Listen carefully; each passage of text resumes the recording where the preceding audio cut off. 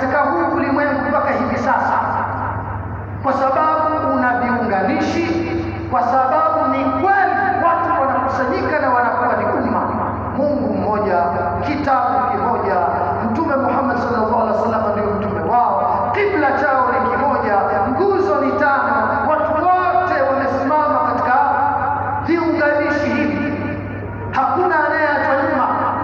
Hawi mgeni Muislamu wa Tanzania atakaposhuka China, wala hawi mgeni Muislamu wa India atakaposhuka Uganda. Akisikia adhana ni adhana, akiingia msikitini Qur'ani ni Qur'ani, akipanga safu katika sala ni swala, sio mbona kwetu China hakuna sala hii, la. Kwa hiyo tuambiwa na wanawazuoni kwamba umma wa Kiislamu ndio ambao umethibitisha tafsiri sahihi ya maana ya mshikamano.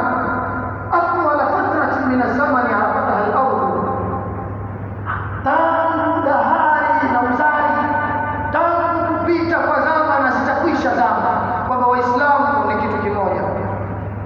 Ummatun la taqumu ala asabiyati al-ardh wal-jins wal-lawni, umma ambao hauunganishwi na mambo ya utaifa wala mambo ya ardhi wala rangi na mengine ambayo tumeyataja. Qala ta'ala, wa inna hadhihi ummatukum ummatan wahida wa ana rabbukum fattaqun.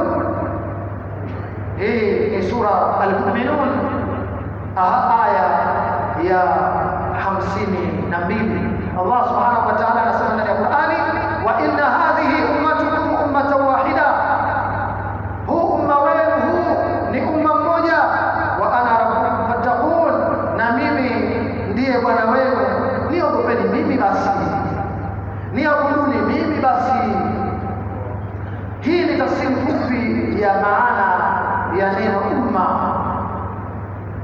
Wa maana al-wahda, ni nini maana ya umoja sasa? Sasa kumbe umma tayari